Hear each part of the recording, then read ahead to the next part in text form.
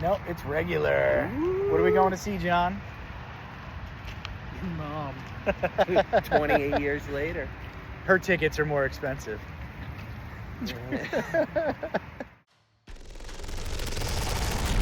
No. Be afraid. Be very afraid.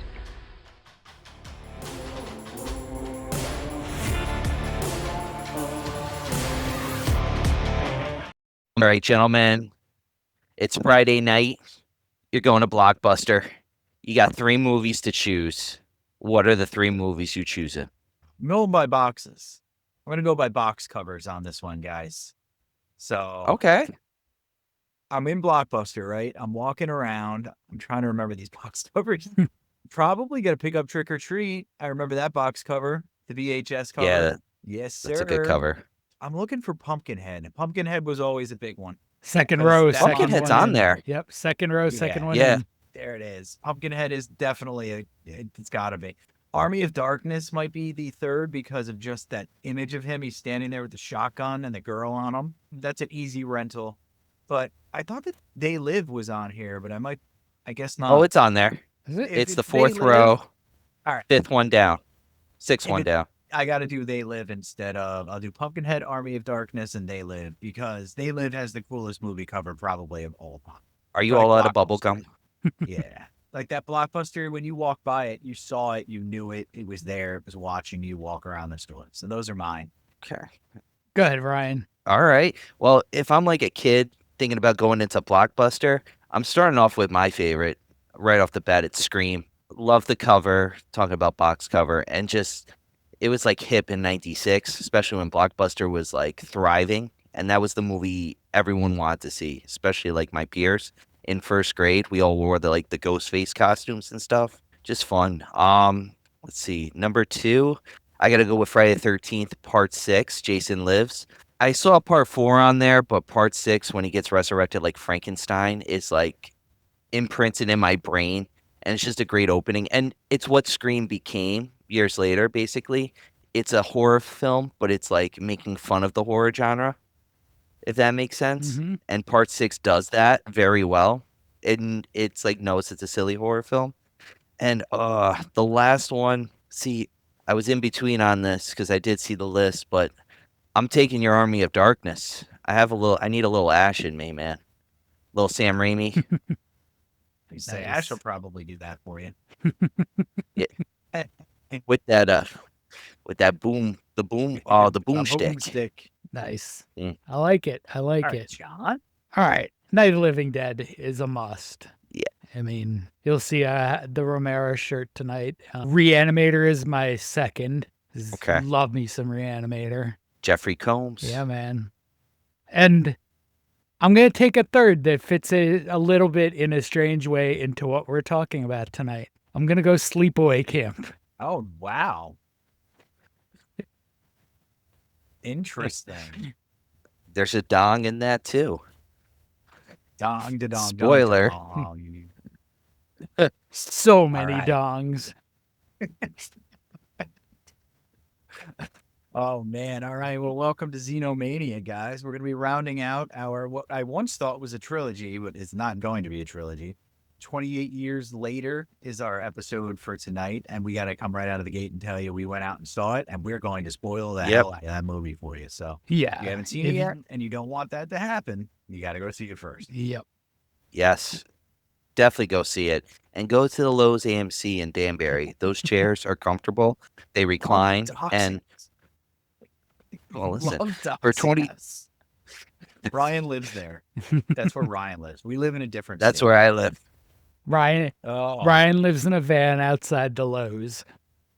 That's sad. Down by the river. Oh. But never mind. yeah, since you shouted it out and put all of us at risk, we'll also shout out their customer service and everything that were awesome and gave John a cool 28 years later Yeah, movie man. poster. It was sick.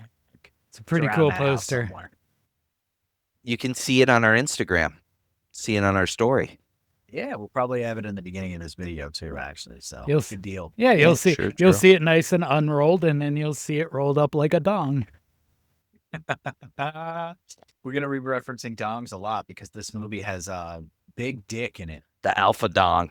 It alpha dog. has a big one, but it also has a bunch of them too. Like Yeah, there's one that gets a lot of attention, but there's some other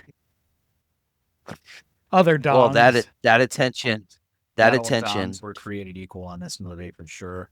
No, that attention. I'm just gonna say that attention really made a parent leave with his two daughters in the middle of actually close to the end of that film, because they were like an hour in, and Kearns pointed it out, and I couldn't help myself but laugh. But you see so many dongs throughout the film in this, like these parts, because they're basically savages, and we're going to talk about that. But when it gets up close and personal, that's when you decide to take everyone out of the theater. It wasn't. It's already been.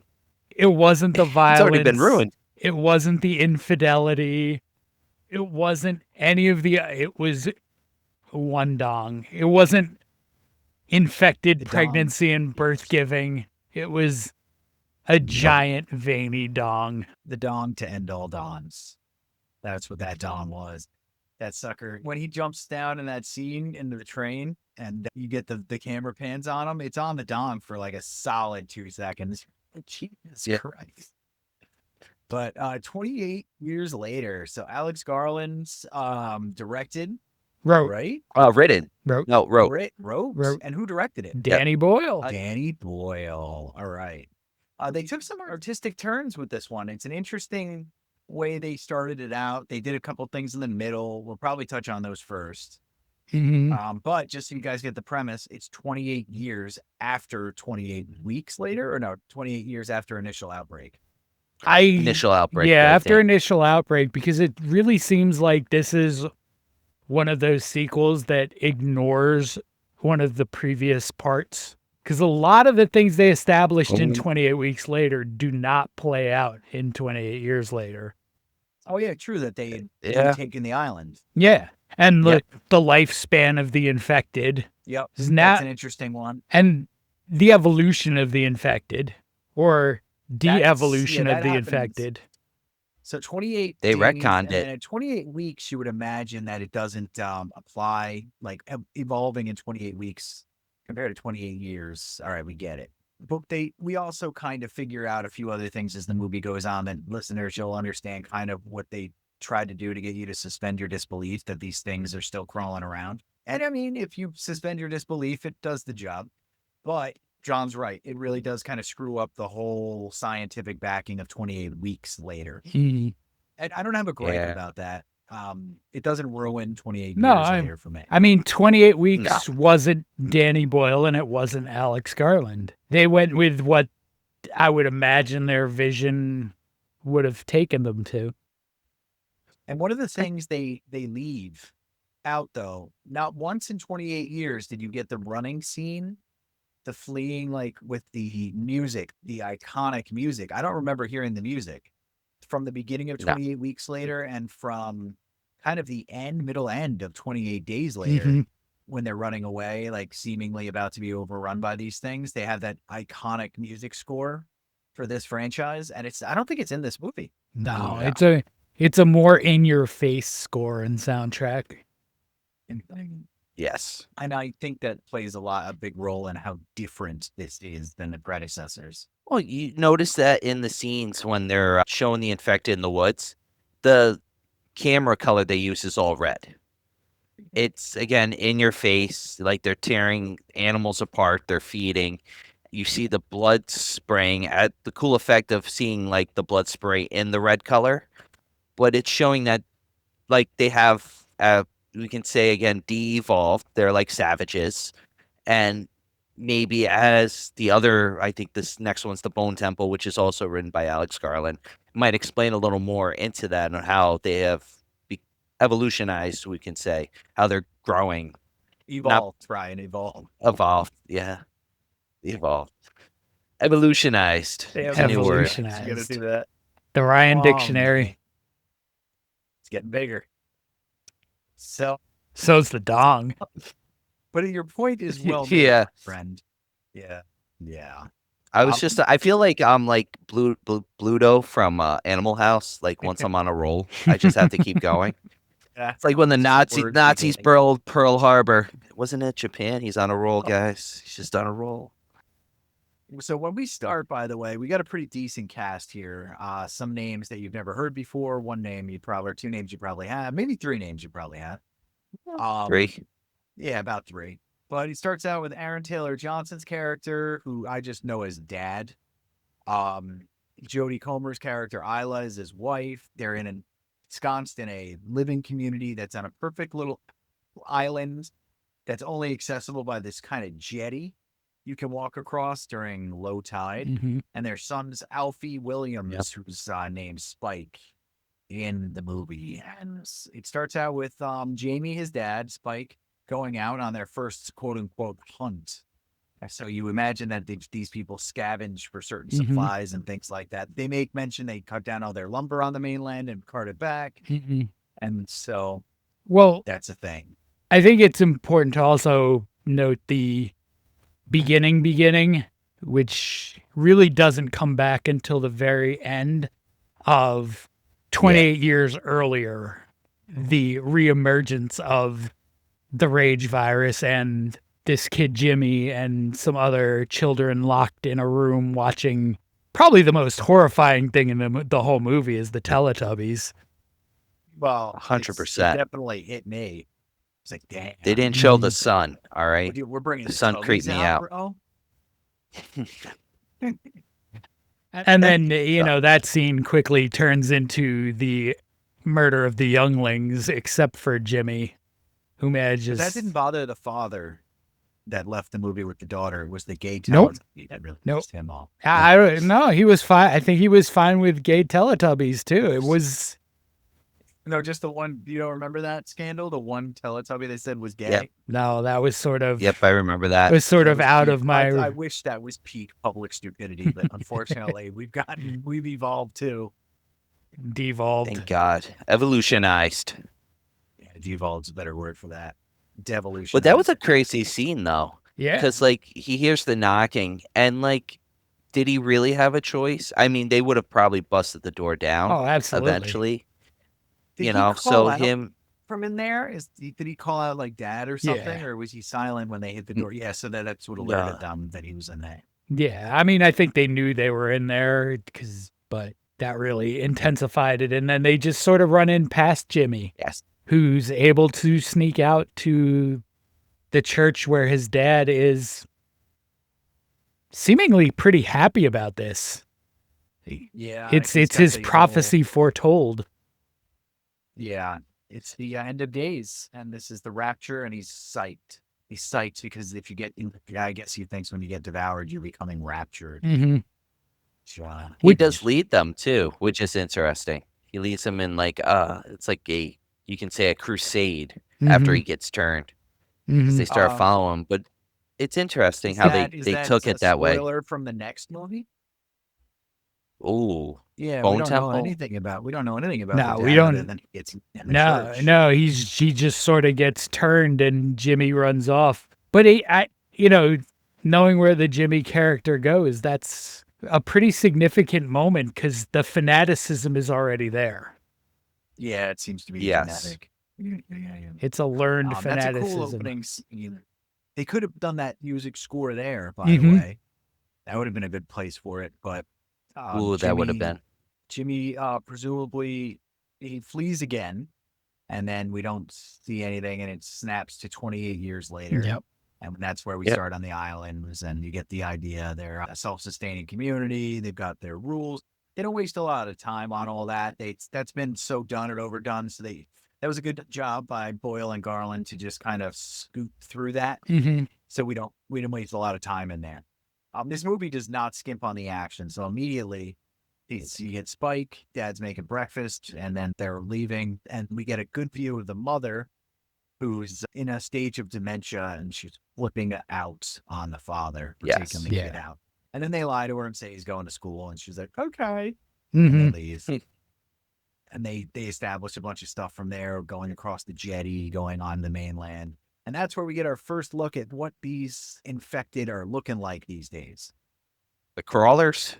The crawlers were the first. So yeah, now that we've gotten into it, that's the first major shift in the franchise, right? Yeah, changes in Yes.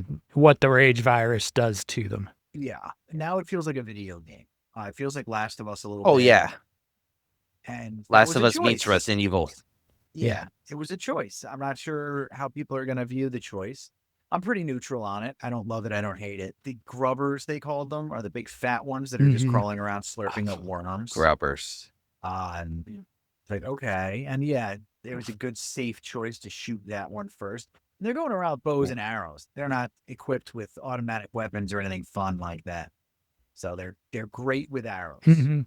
And I mean, that's a very logical thing too, because it's still very well established that the rage virus infected are drawn to sound. Yeah, So even if you Yes. have a gun, you really don't want to use it. that's fair. No. The other fun thing about the arrows is how they overhype what the impact of an arrow looks like. Oh, They make that an was so cool, explosion though. sound, and then they blow out parts of the infected's body when the arrows. Except for that initial grubber where it gets it in the neck.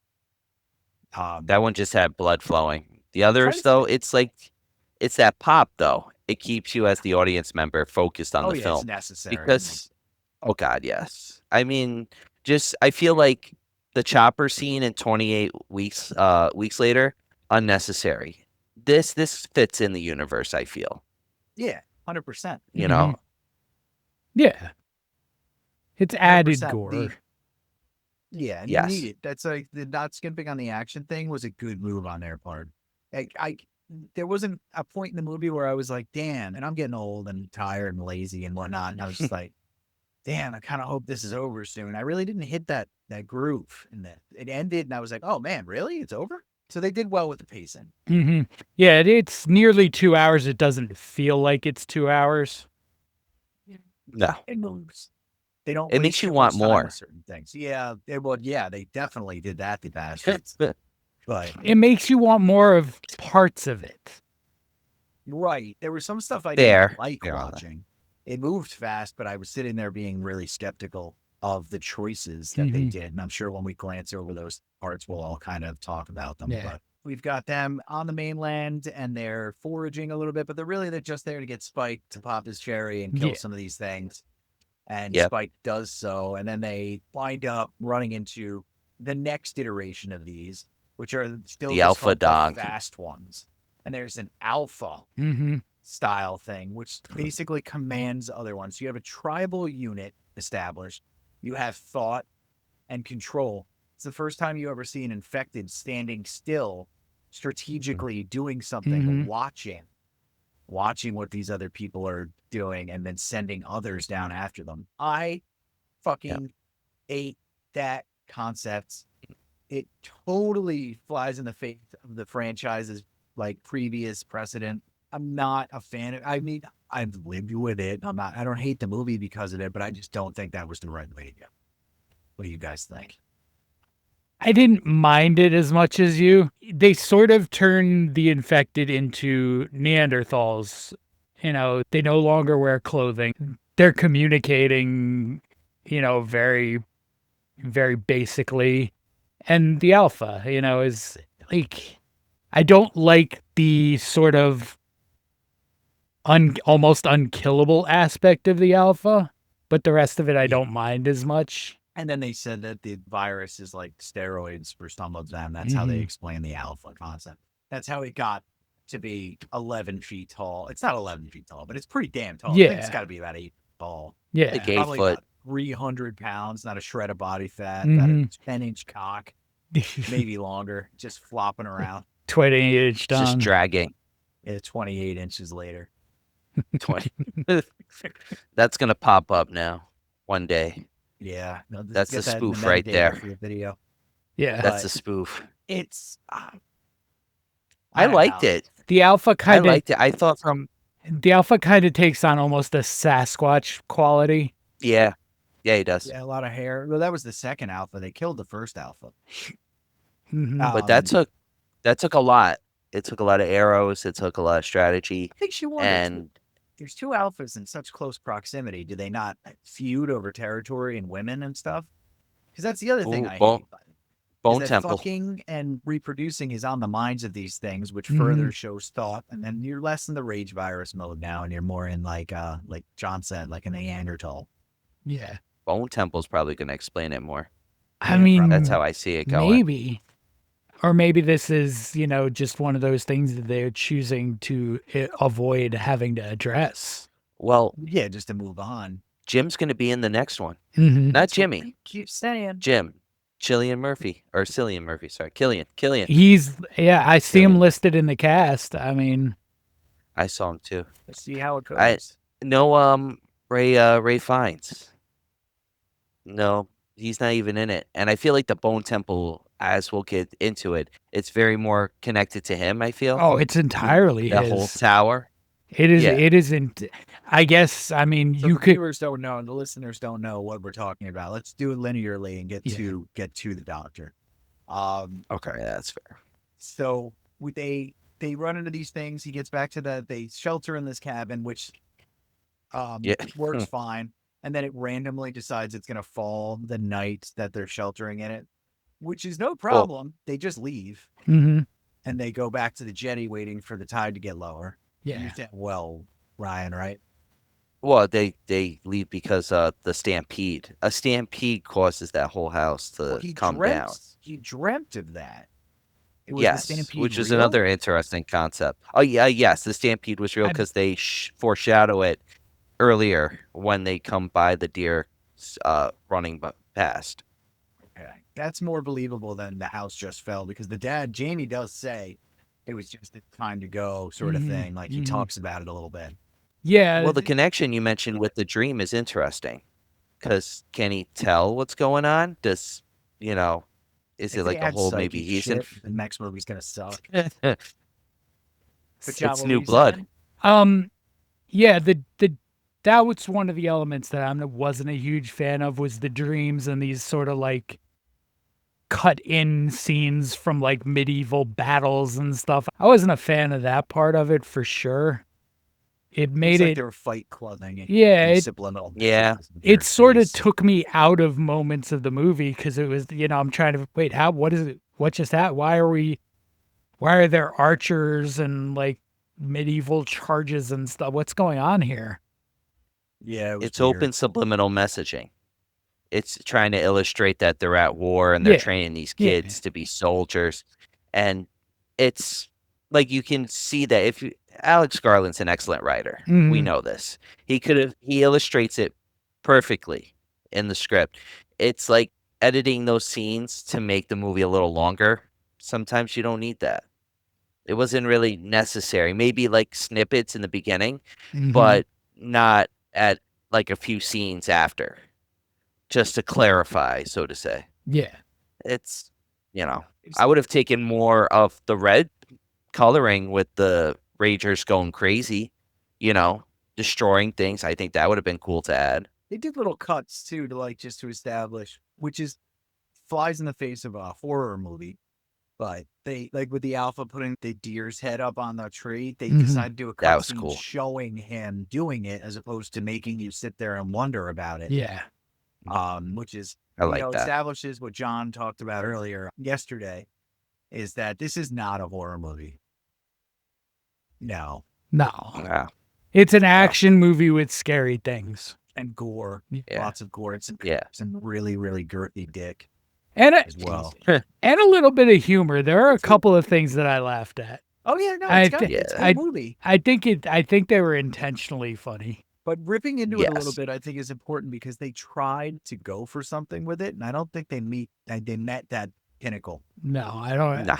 I don't either. To get back to the story, I mean, it's really the return from this first trip out that sets everything into motion. Spike comes back. Yes. There's a big party for Spike.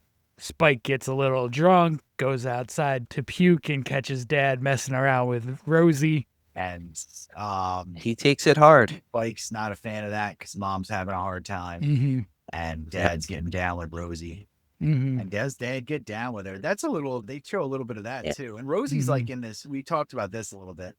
It looks like she fell out of a Cosmo magazine.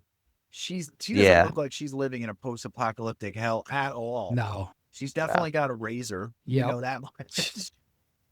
Yeah. She's got a whole Perfectly- stash. Perfectly put together young lady. And then Jamie's character, a little bit more unkempt looking, Mhm. derails her. But they don't show the Yeah. railing. And, but and derails her. I feel like that sort of is an attempt to make Jamie into kind of a bad guy. And I don't see it that way. I see it, post-apocalyptic.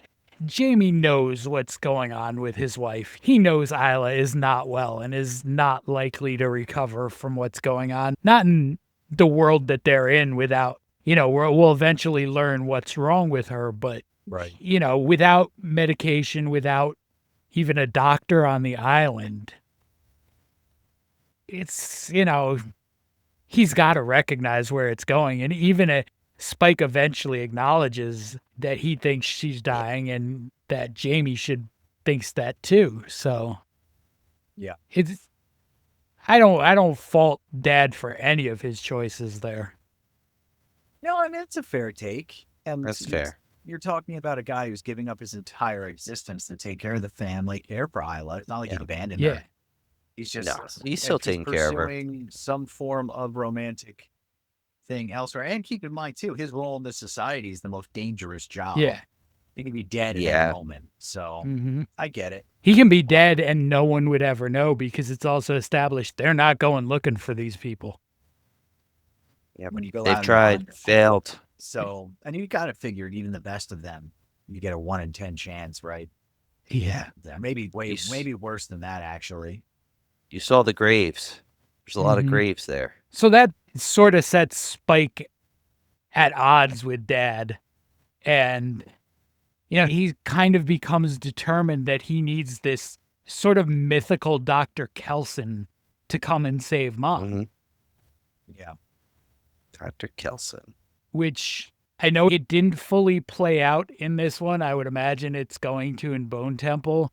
It's sort of the catastrophic type of decision that the kids in 28 Weeks Later made to leave the safety Weeks. and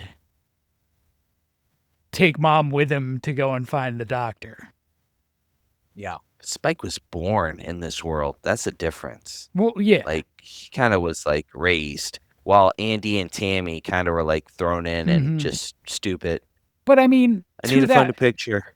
to that moment, to his, up until his first expedition off the island, Spike doesn't really know it. I mean, it's, it seems like it's a True. relatively safe situation. It doesn't seem like it's somewhere that gets overrun by infected particularly often. He may have never. It seems like at times in that first expedition, he's never seen infected.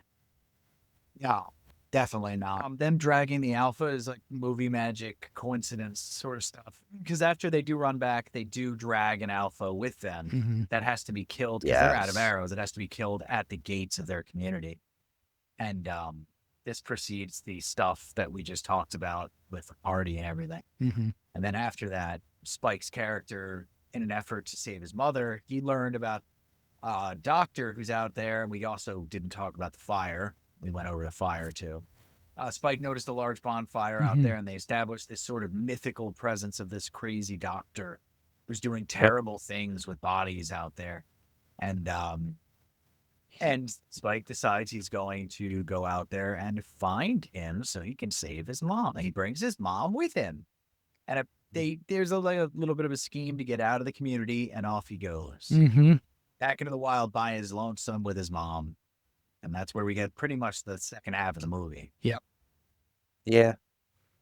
And they also meet a Swedish NATO soldier named Eric Sudkvist, because during this time, his patrol, they crash land and they meet the Alpha, and the Alpha tears them apart. Like, they think they're safe. They're going through this whole thing. Shit hits away. Ragers coming left and right. Mm-hmm. Lock themselves alone in the sewer. Not a smart move. Alpha found a way in, tears him apart. You see him rip the guy's basically skull from his body, spinal cord attached, and good old Eric just runs away.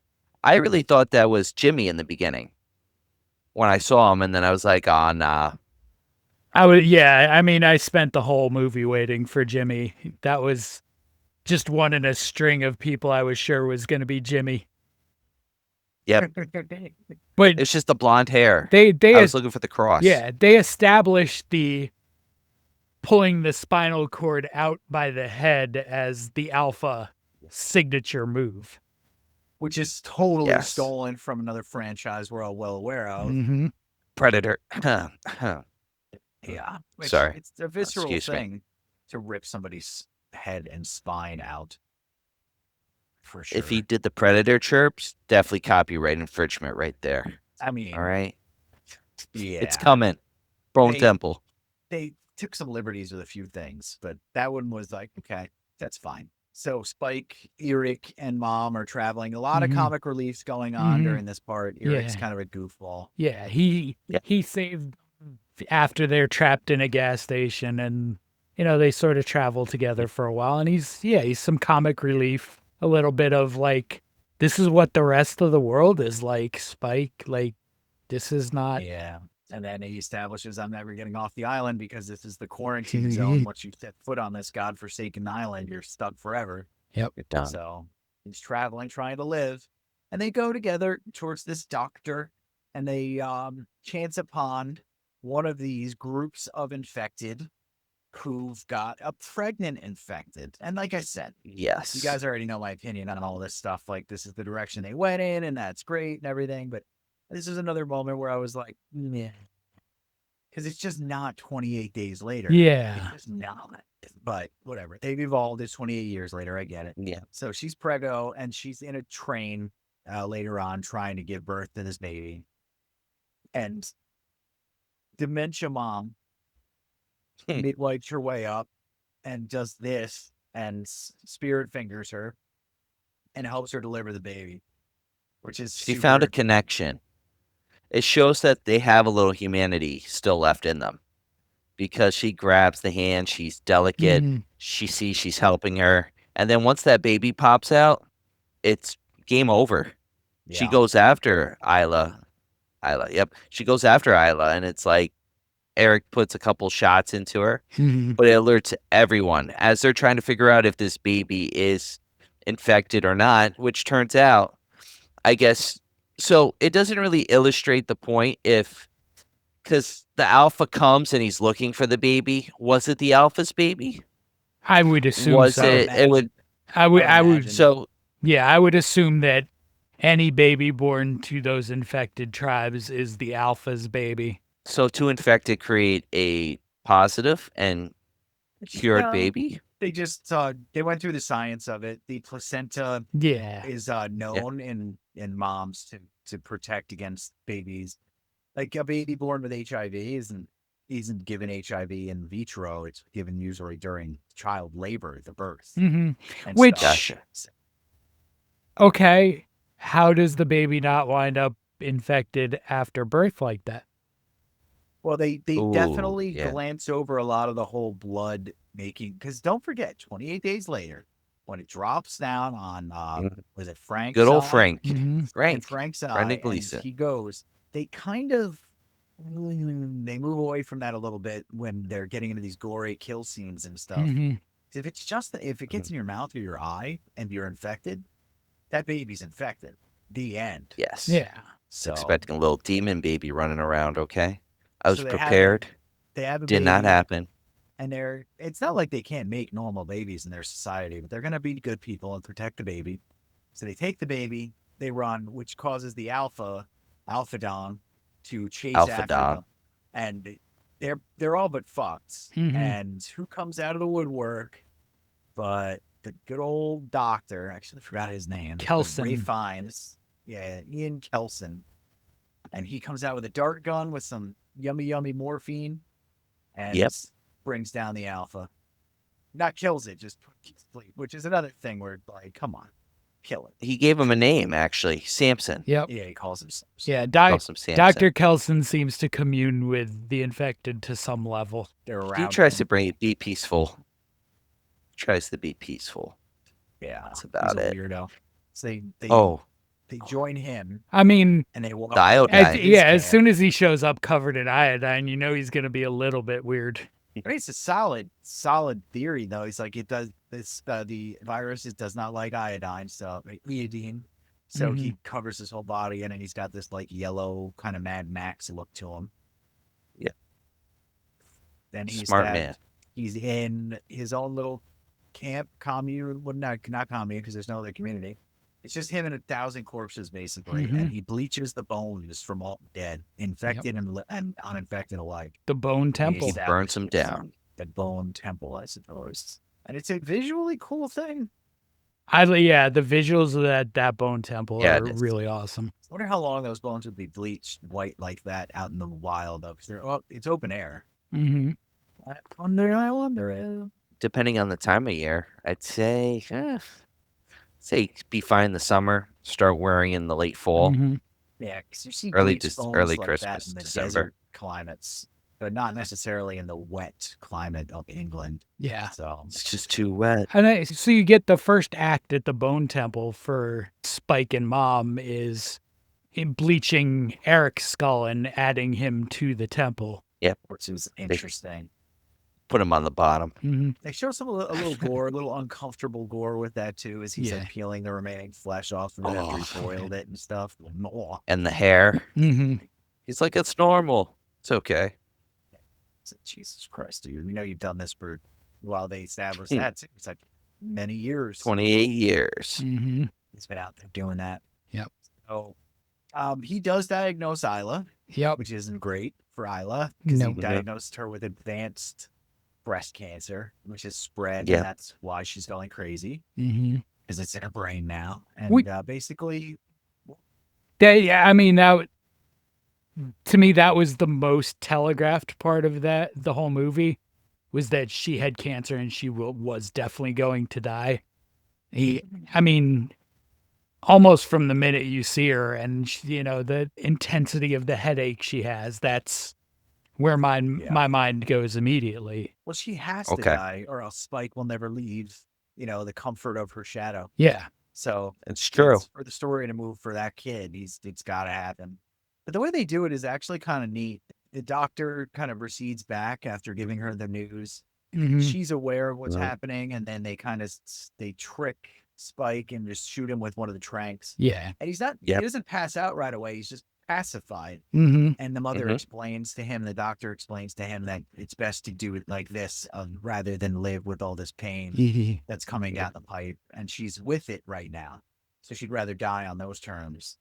That was cool. Yep. It needed to happen. What did need to happen is him being emotionless as he put the skull on top of the temple.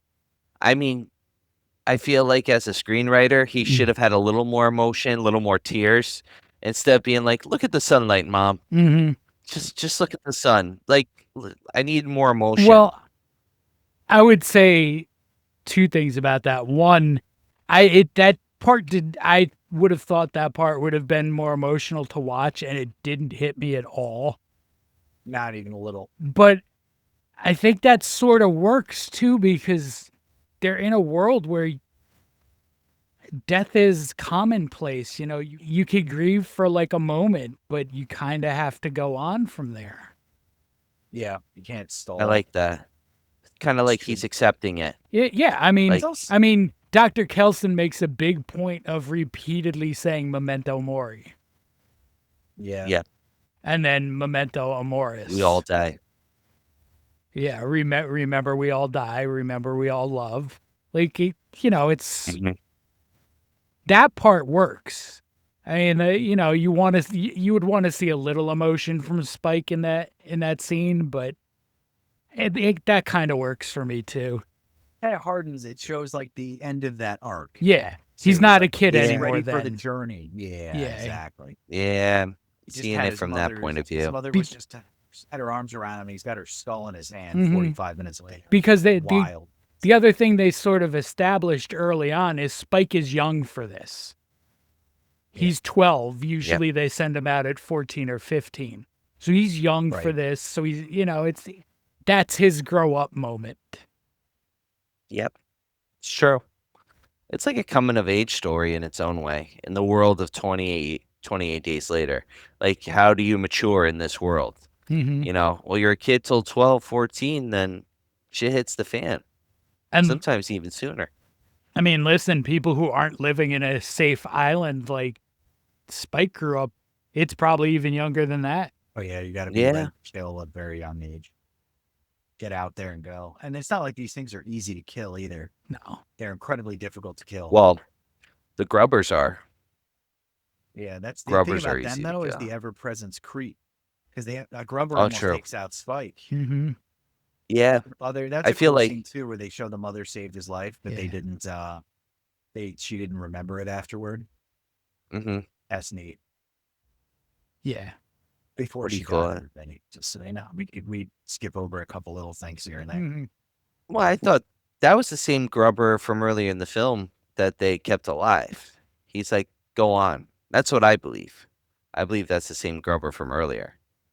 When Aaron Taylor Johnson's like, move along. It's like his payback. Gonna Mhm. take a chomp out of this kid. Just gonna take a little snack. Could be. But that scene was cool because it's unexpected. Because you think she's down and out, and then she Mhm. pops up. She had a Villanelle moment. If no one's ever seen Killing Eve, highly recommend it. She stars in it, Jodie Comer. But that was her moment of just knocking the Rager the fuck out, and it was good. It worked out. Yeah. That was a good scene. was good. They definitely had a thing in filming this for the extreme overhead shots. Yeah, they There's like a to do that lot of perspective looking thing, down perspectives. which kind of gives you the whole looking into an ant farm vibe, Mhm. because they're stuck in this in this world. Sort of I like that. yeah, it's an interesting way to go about it. Camera perspectives are huge. Another one of their artistic license takings that they did in this movie is that with the camera, what they decided to do during certain scenes, the extreme close-ups on the infected at times. Yeah. Not like in the other movies, where it was sort of No. fixed camera. Mhm. Things are running by the fixed camera. This was, kind of felt like watching Predators for a little while. Or Prey, rather. Yeah. Prey. Mhm. A lot of similarities there in that, too. Like I said, it's not a bad thing. It's just different than if you're going in expecting 28 days or 28 weeks, you're not getting those things. No. You're getting, and then the direction it looks like it's going in at the very end, which we're right about to get into, is another huge curveball, which is way different. It feels more like a Clockwork Orange. Mhm. Ooh, that's a good comparison, actually. Very good comparison. For Jimmy, absolutely. As Mhm. they behave the same way, it's got to be a nod to Clockwork Orange. Yeah. The blonde hair, the ultra blonde hair and everything. But Yeah. anyway, so he has to leave the doctor, the Bone Temple, because Samson found them. Yeah. And Yep. he takes Isla and he Yep. brings her back to the community. But he doesn't return to the community. He decides to not go back. And he leaves, and you get the 28 days later thing. After his dad tries to run Yeah. after him and can't leave, you can't win. So you get the 28 days later thing. And then you get to him cooking a fish. Yeah, and he's cooking a fish, and the infected show up. He dispatches a couple. You can see in his 28 days since he's developed more confidence being out in that world.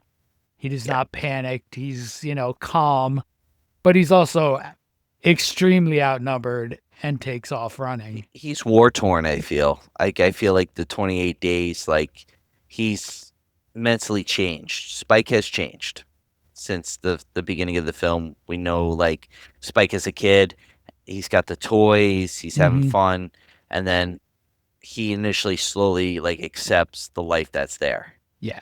And it's his own journey, which he's not in the second one, so I feel like the third one's going to converge everything all together, if that makes sense. Something like, I haven't seen Halloween Ends, but the whole idea of it ending and kind of wrapping everything up, Mm-hmm. that they're just going to wrap all the stories together. So and establish this for the listener, Ryan. What are you talking about? How many movies are there going to be? Is this not the end of the franchise? No, there's going to be 2 more. They're going to come out with the Bone Temple in January, which was shot back to back with 28 years later. Different director, but Alex Garland did write the sequel, Yeah. so it and then does there's a continue the movie after story. that. Yep, which will be directed by Danny Boyle So if you guys were paying attention, he said and that written by Alex Garland. Spike's character is not going to be in the next 28 years later movie, Bone Temple, but he'll be in the one after that. So Which this is That's what I'm establishing a new presuming. trilogy. sort of implies to me that Bone Temple, the 28 years later Bone Temple chapter, is going to be sort of concurrent with the events in this 28 years later. It might be. Because they leave it in a could. place where that story has to pick up with Spike somehow. Yeah. Yeah, you can't just move on. You could do a time forward kind of thing, a Mhm. flash forward, and have Spike played by an older actor. Yeah. Maybe that's like he's not in the cast, the kid. But Let's see here. that could possibly be it. But yeah, there's gonna have to be something. You want to establish what happened with Jimmy though. Mm-hmm. Because Well- at the end of the movie, when Jimmy's character He's is in all- Bone Temple. Yeah. Jimmy is. Yeah, that's what He's going to be in Bone Temple. That's what we mean. Is Yeah. that they're probably going to flush out his story. Because otherwise During he Bone doesn't. That's 28 years doesn't explain how he gets to where he is without that. Yeah. Because I mean, he's clearly Okay. at the end of this movie, Jimmy has become some kind of cult leader. Yeah. A martial artist Mhm. tracksuit wearing. And they're cult. all, I don't know if you guys noticed this in the let's credits. Let's finish the movie. Hold on. Okay. Before we do that. So guys, when Spike is outnumbered, he runs to a roadblock and gets up to these rocks, and he's basically cooked. He might have been able to get out of it, but he's basically cooked. But then Jimmy is sitting there, crouched at the top, and he kind of tells him, holding this long, like pole vaulting rod, and he tells him that, they're more coming, blah, blah, blah. Why don't you let my friends take care of this? And Spike gives his blessing. And then these Jimmy acolytes do these ninja moves, jump down, and they hilariously kill the infected that have run up on them in these weird ways. It's pretty fun to watch. Mhm. And it's a very campy, weird end to this movie. And it doesn't fit the Yes. tone very well. No. And it definitely feels like the Clockwork Orange. And it's very, like I said, it just shows that they made some decisions and they just went with them. I don't even know if they received negative feedback, if that would have mattered. Mhm. They just decided to go in this direction. Yeah. And John was just saying post credits now. Yeah, so if you watch the credits, that's where you really, I mean, it's pretty clear he's leading a cult because they're all in blonde wigs, but you see the names all roll by and they're all Jimmy, Jimmy, Jimmy, and then there's a woman who's Jamina. Like they're all Jimmys. I gotta take a look at Oh this. yeah, we jumped past the nod at the beginning where they've got the guy hung upside down and they've carved Jimmy into his body and then let him become infected. Mm-hmm. Mhm. That was his punishment. So the Jimmys You- are out there, man. Do you think Spike's got an idea or no? Well, I mean, he might be able to put that together. He did read on the corpse. Mm-hmm. The infected guy. I think at some point he almost has to come to that conclusion. Maybe not Okay. imminently, but like that feels like it's something that's going to come back. He joins them, for sure. So escapes their clutches in the third film. Mm-hmm. So yeah, that's the entirety of 28 years later. Gentlemen, what's your take? Warm, cold, hot? What do you think? I'm warm. I like a lot of the stuff, but the thing is I can't be a fan of movies that have an open ended. Like it's open ended, just because let's say they didn't get that movie greenlit, the sequel. Well, they already Right. filmed it though. Mm-hmm. Well, They filmed them I back then. but hypothetically, if they didn't, right, and they just Wow. was like But- it's an open ended, that's how I see it. I'm like, That doesn't really apply to this one though, man. I'm gonna kind of Yeah. It doesn't really apply to this. They filmed them Yeah. at the same time. So the open-ended ending fair. thing, But, like- hating that in another movie, I get that right. But this one, they filmed them. They knew they were gonna have the other. I'm not movie. even sure I get that gripe. I mean, Empire Strikes Back is pretty open ended. I mean, there's a third one coming, but No. that's pretty open ended. Yeah, All I right, guess you're right. I'm taking I'm taking it back. I'm taking my ball back. Taking it back. I'm still warm on it. There's plenty of other reasons to be warm on it, though. Mhm. Like you're not gonna shit on that. I would. That's my take too. I'm average warm. I would say I'm lukewarm. I think yeah. I want to watch it again Yeah, and sort of digest a second viewing and see. I do wish Dr. Kelson was in it more. Like, I wish there I was get more why Kelson. that's not a thing too, though. Yeah, Yeah, and that'll be big in the next movie because like John's prediction seems like it's pretty likely that they're gonna do his story and Jimmy's story kind of rolling through the next movie. Mm-hmm. Yep. I mean, the thing with Kelson though is like, I don't know how much I want to know. Like, how does he get there? That's like, and watch him constructing. But I kind of like him just being a sort of weird, mysterious character. mysterious Herman in the woods. Yeah, Leash Bones being weird. yeah. Like, I don't want to know his story. That's how it That's should fair. be. That's fair.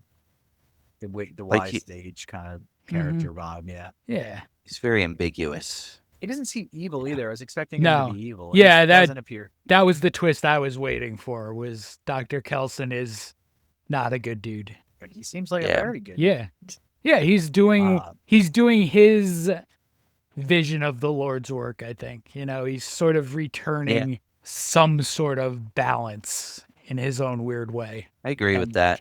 There's a lot of religious undertones, you can say, like in the beginning and with Dr. Kelson, and just, I guess, well, religion as well as no, not too much, but it's that they mix make a of bit like of a mockery of it actually, and then they Yes. sort of just make that part of the film's fabric. It's one of the things the movie does, I think, that hits actually. Is how they handle the religious aspect. Mhm. oh, Jimmy's got They the upside connect it to down a cult. cross. Yeah, and that's they're it. all dressed like Teletubbies. Not to say They're- that for the religious listeners out there, we're not meaning to just to disrespect you, but there are parallels if you Jonestown and things like that as well. With Mhm. that. Well, Yes. The big JC. again, from the credits, one of his acolytes is Jimmy Jones. Jimmy Jones. That's nice. I didn't know that. That's a good nod. So yeah, he's definitely a cult leader. Yeah. If you haven't looked into Jonestown, there's a million podcasts on it and stuff like that. Yep. It's a wild ride. And there's a congressman that Movies. was murdered by Mm-hmm. this cult. Mm-hmm. It's crazy shit that happened. And a That was whole, the Kool-Aid one. Flavor Aid. Yeah. He didn't even give them the real Kool-Aid. stuff. They got the I think we're knockoff. in South version. Africa, right? Guyana, South Guyana, America. they had Yeah. it set up. They're in South America, not in Africa. This is crazy. So that's the movie. I think some things hit and some things missed. I think that you're going to get people who focus on both of those things. Mm-hmm. People who really like this movie. Mm-hmm. There's going to be kids who've never experienced anything like this movie, Yeah. and then Nah. you're gonna get people who hate this movie. Mm-hmm. Yes. And then you're gonna get guys like us who take the good with the bad and sort of Yeah. appreciate it for what it is, which was a movie that tried, and that's what I like about it the Yes. most. Yeah. It tried something new. Mm-hmm. And It's that's not continue- always gonna work. And I'll reserve some judgment to see where it goes because it's clearly setting up something more. yeah, this is a 6-hour story. We've only seen 2 hours of. Yeah. But yeah, that's 28 years later, guys. I hope you watched it, enjoyed it. Would love to hear your take on it. Would love Yes, to hear if you please. disagree with us, especially me, and I know especially Ryan. Yeah. And Open-ended. on his open-ended stuff. Empire no, Strikes Back is the We're gonna be best, putting though. out more content and hopefully getting a little bit more feedback from you guys because we're starting to get a little hungry for your takes on things. Absolutely. And just, Yeah, we are. Let us know what you think about the giant dong and if you would have let your kids watch it dangle around throughout the movie. Or would you leave 45 minutes to an hour in after watching all those other mini donks in the background? Yeah. That was the part that almost made me laugh out loud. Oh, I did laugh. I what- mocked them. Yeah, he What did. and I think he was well aware that people were laughing at him. Because he got to the exit and did this sort of look around thing. Yeah. It's It was just with the blatant. girl, the one kid was a little older, but then his other daughter was very young. Not like stupid, but she was like Yeah. in the 12 12-year-old range. Yeah. She didn't belong in that theater. No, I mean, It's like- she didn't belong in that theater because it's a rated R movie that Yeah. if you've That's seen dongs. the first two, forgetting the dongs, you Yeah. know it's not Yeah. gonna, you know it's not probably not gonna be appropriate for your 12-year-old. Yeah. And if it's the sexuality part of it that puts you over, I'm a little worried. Yeah. Fair. Yeah. Fair. Well, that's very American. That it's for Sure. violence. Anything goes, but as soon as you see it's hit, Yeah. that's when we're Yeah. done. That's when we draw the line. We're gonna do our top five. Let's see. You guys have to come up with something interesting for this one. So Ryan, what's your top 5 list? This was hard, so I took Yeah, it was a practice. Yeah, it was. It was limp in some parts, but Like a hard in others. big infected dong. Just swinging in the air. But I borrowed something from John's playbook, and I went with my top 5 Ray Fine movies that I have cool. seen. And to start it off, I'm going to start off with Skyfall, the third Daniel Craig Bond film. Sam Mendes directed, brought Bond back to, like, I guess the foreground of that classic style, the gadgets, because they were trying to go the Bourne identity with him, and it worked for the first movie, failed for the second, and they did a good job in the third. And I like him as M. He brought that. Casino Royale is the second one, or was that the fourth one? It's Casino Royale, Quantum of Solace, Skyfall, Spectre, and No Time to Die. That's the Daniel Craig alternate universe. Okay. But Skyfall brings it back, and it introduces one of my favorite groups back into the fold. Kind of hints at it is Spectre. I'm a big Bond fan, so Spectre in the Bond films was very prominent, especially the Sean Connery days. And Donald Pleasance as Ernest Stavros Blofeld. Sorry, Christoph Waltz. We can't beat that, man. But this leads me into another Ray Fiennes movie. We were talking about it, and yes, we agree that Manhunter's better, but I have to mention Red Dragon. He does kill the role. He shines in it, and you got Anthony Hopkins, you got Edward Norton, Harvey Keitel, Philip Seymour Hoffman. I mean, that's another scene stealer, but Ray Fiennes is he's awesome. Just awesome in the movie, and he does such a good job as Francis Dolhide. That's his name. There we go. Carries the dread. Oh, he does. Very well. He does. I mean, I'll say Tom Doonahan is scary, but the presence of Ray Fiennes lurking, and just the guy's huge. The back piece, they did a good job with it, and you can just feel that menacing, that he's everywhere around. Same thing in this other movie. I like this movie a lot. It's a black comedy. It stars Colin Farrell as well, and one of our favorites, Brendan Gleeson. It's in Bruges. Have you guys seen In Bruges? The two hitmen, and it's so dark. And I mean, I don't even want to spoil it because it starts off as to why they're there. I'll spoil it. Fuck it. Colin Farrell accidentally shoots a kid, and he's taken with his partner, Brendan Gleeson, to Bruges to vacation, to which Colin Farrell thinks he's kind of like getting away with it, while Ray Fiennes is like telling Brendan Gleeson's character to kill him, and to the point where Ray Fiennes has to go after him. It's a good film. It's funny, very dark, but it does have heart. It does. Unlike this movie, The Menu, that's my number 2. There is no heart in this movie. It's so good. I was waiting for it on HBO Max. I waited, and it's just, he is a menace in that movie. Just the scene. You went to college. Did you have any student loans? No. Then you're dying today. It's okay. And what he does to Nicholas Hoult, he destroys him to the point where just a movie you got to see. But can you guys guess my number 1?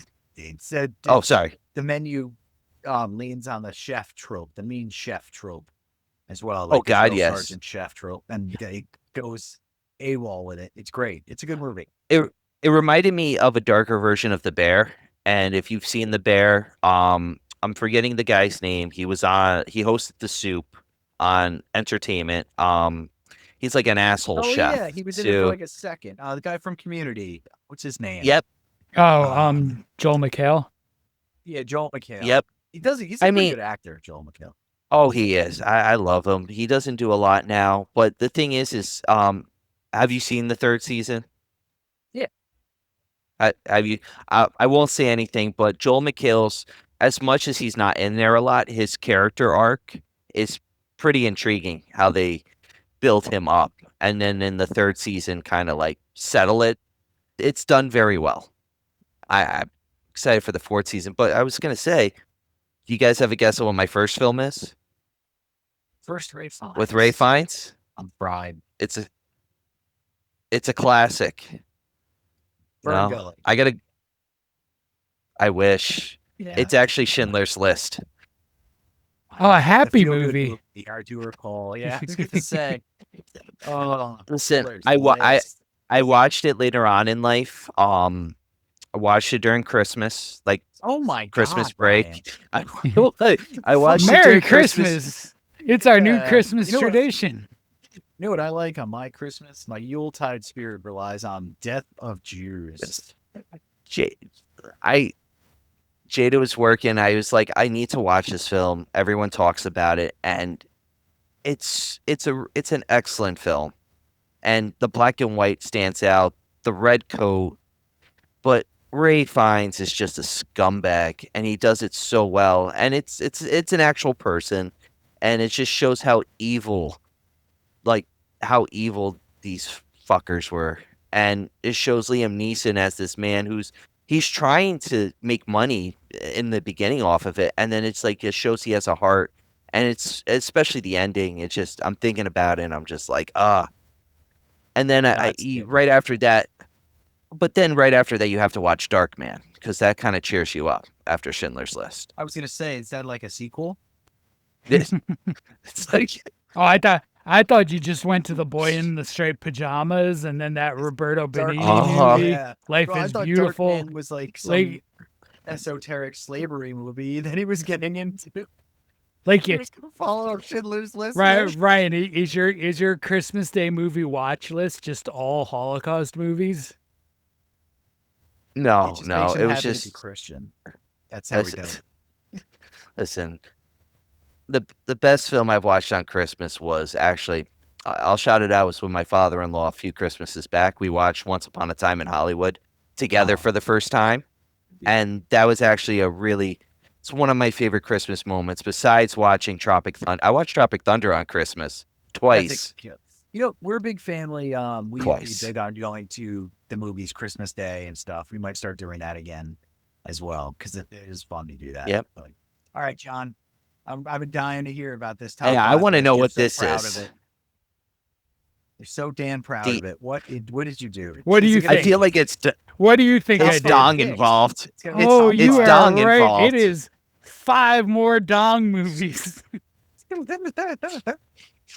And we'll kick off at number 5 with the only non-horror movie on the list, and also the only non-human dong movie on the list. It is Sasquatch Sunset.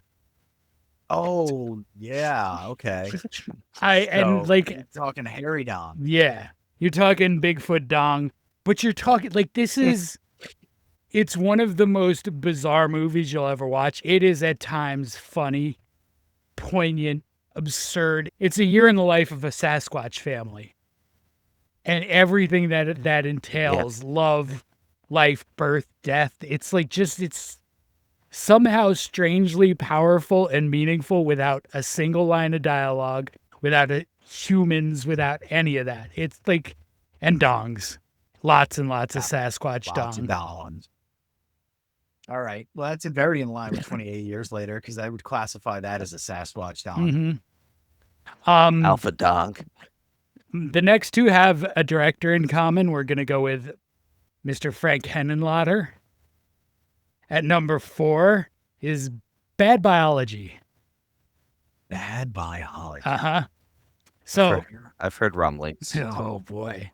It's a weird one. I've heard rumblings. It's a weird one. So 2 sexually unique people stumble through unfulfilling sexual relationships until they cross paths, She's an insatiable. And he has a drug-addicted, sentient, detachable dong. Nice. Played by Andrew Dice. No, played by a dong. No, I know. Played by a dong. Played just, Detachable. Mhm. It embarks on its own reign of terror. It's like a good choice of words. Little golden shower reference too. Yeah, I didn't even think of R. that. Kelly did the music score. So my number 3 is also Frank Henenlotter. It's Basket Case. Oh, there's a dick in basket Was- case? Yeah, was there a dog? Is it a Yeah. basket case? old Dwayne running through the streets of New Right. York with his donger flapping. I don't remember that scene. I saw the sci-fi version. hmm So Dwayne and his formerly conjoined murderous brother Bilal head to New York City to seek some revenge against the doctors who separated them and left Bilal to die. Bilal was not supposed to live. Yeah, he's supposed to. If you haven't seen Basket Case, then actually, I don't know. I watched it when I was very young, as I've said many times on this podcast. That was one of the movies back into my mom's room because I was scared from another horror movie Basket Case was on. She would just leave HBO on it. I would just watch those movies. Basket Case was a freaky one. I love Basket Case Yeah, it was. so much.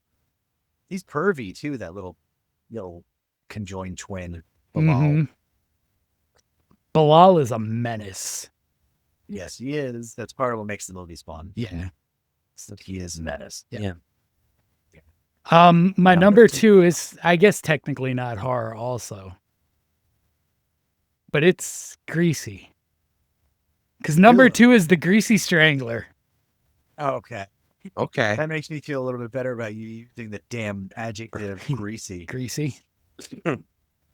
Greasy. Have you guys seen Greasy Strangler? I've never even heard of that. Oh, I've not seen it. Look at you. How do you seem surprised by this? Oh my God. I think he's more surprised I haven't seen it. I haven't even heard of it. Oh my God. Just- Okay. Just the title. So I don't know where I'm turning with I it. really cannot tell you Bullshit Artists too much, except Bullshit Artists is a recurring line. Greasy Strangler has as much dong as 28 Years Later. Really? Varying It's sizes. just strangling the people. Varying It's just sizes. strangling people. We have a micro dong and a massive dong Such is life. and a Rudy Tooty Disco Cutie. what? Guys, I'm What's telling you. number 1? You Hold psycho? on, let me tell you a little bit about Greasy Strangler. So father and son Ronnie and Braden run a Hey, disco that's- walking tour. When they Uh-huh. when they meet a woman that they both fall in love with, and it turns into a competition for infection. All the while, there's a grease-covered serial killer stalking the streets. It is can't catch me. it is amazing. And just for that, the Greasy Strangler is going on the calendar ASAP. Yeah, it's got that too. Is he, please tell me he's deaf. That- No. Yeah, you can't catch me. No. Oh, Oh my God, I can't believe you guys haven't seen Greasy Strangler. No. Oh my God. Hold on. Everything I just learned about it, I also did that against my will. I just want you to know that. No, I need that. Well, we need that on the list soon. But I'm curious. I have a guess for your number 1. Okay, give me your guess. You haven't mentioned it. Ryan, Ghost Story. I'm so teed up for jokes Nope. right now because of like you have a You dick know what movie scene that I'm you- talking that about was right gonna there. be his number 1. Well, okay. So real quick story. With where I've I gone was with watch- this list. Well, I was watching Ghost Story with my uncle, and they thought they had like the one that was made for TV. So there's this one scene where the guy gets pushed down, and it's just flying in the air, and they freaked out because they didn't know it was in there. They were like, "We thought it was the TV one," and I was like, "Well, you guessed wrong because we just saw a dick on the screen just fly down from the air." But I had to guess because I was like, "He didn't mention Ghost Story," and that's like that's way criminal in the scene because that's what gets the story going. It's way too classy for this list, sir. My number All right, one you can't have it. is Rare Exports and all of the Santa Elf Dick. I've never seen that either. That's on the calendar for Christmas time. That's definitely on there. That's our Christmas I'm film. sure we can slot it in between Schindler's List and Dark Man. It's not that Yeah. hard to slide in. It's Yeah. okay. So, in Rare Exports, an archaeological team unearths a horrific version of Santa, who first kills off all the reindeer that the locals rely on for food and income. And then it moves on to kidnapping the town's children. And it falls on young Okay. Pitari, his father, and 2 other men to rescue the kids and stop murderous Santa and his all-nude, all-old men elves. You could talk about That's this what- topic for like a full episode. So we could go into the this is the end where they use the giant dicks for comedy. They could go into like Renaissance paintings where they use the giant phallus to horrify people on demons and yeah, stuff like that. Just in like 15 minutes, Fear the dick. I brainstormed 7 or 8 dong movies, and I had to I wonder if I had to YouTube's gonna whittle look my at our dongs bullshit down. because we talk about dicks so much. But at this point, Nah, there's nothing new about it. it's rated R. It's okay. So that's 28 years later, and that's the top 5s that I wish I could wash out of my ears. But yeah, guys, I hope you enjoyed this episode. We're getting back to our normal rotation after this. We sort of decided last minute we were going to make this happen and do 28 years after 28 weeks, and I'm glad we did, to be honest Yep. with you. So you'll be seeing this about Same. 6 days from when we're recording it. Hopefully you had time to watch the movie. If you didn't, go fuck yourself. All right. And go watch the movie. Oh, yeah, that's it. Sorry. right. No, we love you guys. Don't go fuck yourself. But yeah, have a great time. And yeah, we're out of here. Dong. Have a good one, guys. See ya.